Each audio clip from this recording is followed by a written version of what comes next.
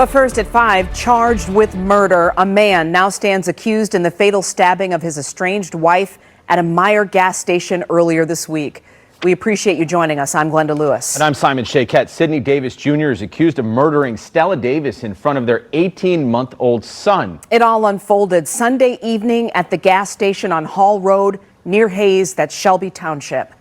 Stella Davis, age 23, wife, stabbed to death September 21st, 2025 in Shelby Township, Michigan by her monster husband, age 25.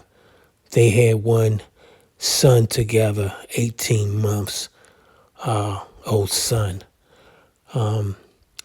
These black men, they throw their lives away every single day, 24/7. God bless her family and friends. Damn.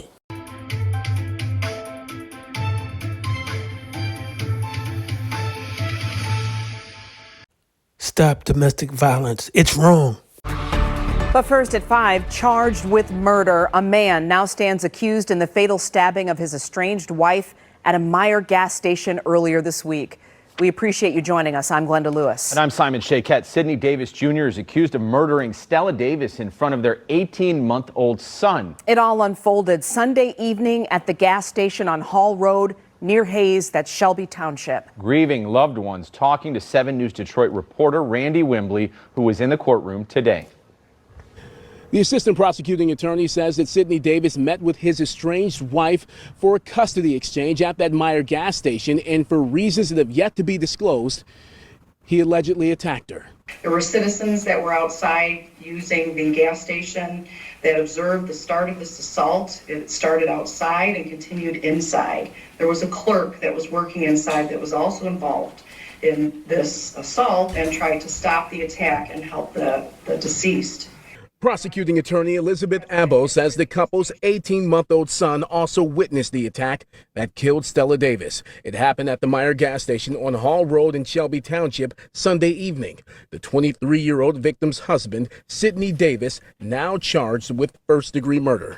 She brought life into every room that she walked into. Saif Mahmoud is Stella's brother. He says they grew up as foster children, and Stella did everything she could to make sure her son had a stable upbringing. He is now in the care of his paternal grandparents. There was nothing in this world that was off limits to her in taking care of her son. There was everybody right behind her. Everybody loves her son. He is such a beautiful little boy, and my nephew will grow up to remember how beautiful and how much his mother loved him. She was strong, very, very strong, strong-willed, determined. We met with Stella's close friends at the Great Baraboo Brewery in Clinton Township where she worked. Hardly anyone here has come to terms with her passing and are left clinging to memories. She was me, you know. We acted so much alike, and it's just so hard because it's like I'm losing a part of myself now. It's not going to be the same for me ever. I don't think anybody ever thought that something like this would ever happen. But we all knew like how determined Stella was to get away from the toxic people that she had in her life. And Davis was denied bond. That means he will remain in custody for the duration of the court proceedings. He is due back in court October 7th. In Shelby Township, I'm Randy Wimbley, 7 News Detroit. Just a heartbreaker, Randy. Thank you. We do want to pass along this number to you for anyone who may be experiencing domestic violence or knows someone who is. It's always the right time to reach out for help. This is the number for Michigan's domestic violence hotline, 866-VOICE-DV. It's free, confidential, and available around the clock every day. Calling once again for the record, 251476FY, People versus Sidney Emmanuel Davis Jr. Appearances for the record. Good afternoon, Your Honor. Elizabeth Abbo, appearing on behalf of the people. Good afternoon, Your Honor. Stephanie Carson on behalf of Sidney Davis Jr. Good afternoon. Will you state your name? Sidney Davis. Mr. Davis, it is alleged that on or about September 21st, 2025, in the city of Shelby, county of Macomb, that you did deliberately with intent to kill and with premeditation, kill and murder one Fatme Bassam Davis, contrary to MCL 750.316. Maximum penalty is life without parole. Does your client stand mute? Yes, Your Honor. Not guilty plea will be entered on his behalf. His next court date is October 7, 2025 at 1 p.m., followed by a preliminary exam day on October 14, 2025. That is also at 1 p.m. Comments as to bond? Thank you, Your Honor. Again, Elizabeth Abbo on behalf of the people. Your Honor, this, as the court indicated, is a life, no parole, maximum possible penalty. Before you, you have a 24-year-old male. The deceased in this case is a 23-year-old who is also the mother of a young toddler child with this defendant. Judge, the allegations are that this was a brutal stabbing. This occurred this past Sunday, allegedly around 5 o'clock in the afternoon. This was allegedly at the Meyer on Hall Road. It is a high traffic area and it is frequented by the public. This matter is on video and the people have reviewed the videos from the Meyer gas station there. There were citizens that were outside using the gas station that observed the start of this assault. It started outside and continued inside. There was a clerk that was working inside that was also involved in this assault and tried to stop the attack and help the deceased. Your Honor, the parties were present at that Meyer gas station allegedly to do a safe custody exchange of this young toddler child. This child was present on scene when this brutal assault occurred.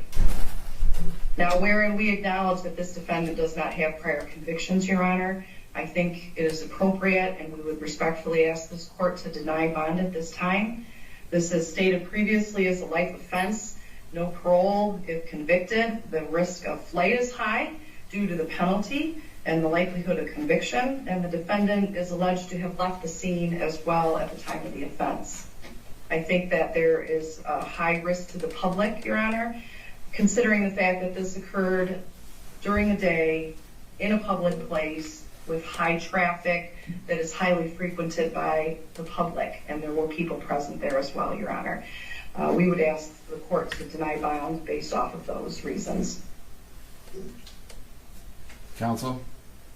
Well, Your Honor, of course I'm at a disadvantage because I have not seen discovery, but what I can tell this court is, based on what the police officer told me, my client also called 911. He did leave the scene, but he called 911 to report what he believed were Fatima's injuries at that time. And my client does not have a criminal history. He has strong family support. And what I would ask for is a cash bond along with the GPS tether. He does have family that he can live with safely and make sure he complies with all orders of the court. This is a very tragic incident. We understand that. And we don't expect a low bond, but I think a high bond with a GPS tether would secure his return. When setting bond, court takes into consideration two factors: risk of flight as well as danger to the public. Also taking into consideration the serious nature of the offense. This is the most serious offense. It's alleged that he committed a crime of murder. I believe he's somebody of which the public needs to be protected from. And being that it's a life offense, the risk of flight is high.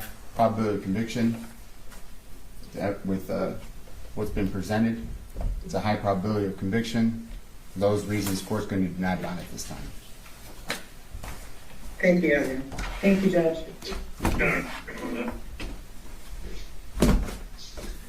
A crucial reminder here, help is available if you or anyone you know is a victim of domestic violence. You can call the phone number there on your screen or simply text the word START to 88788.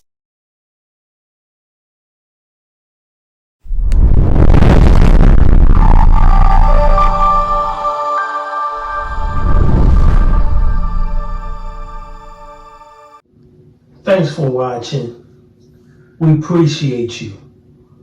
Please subscribe.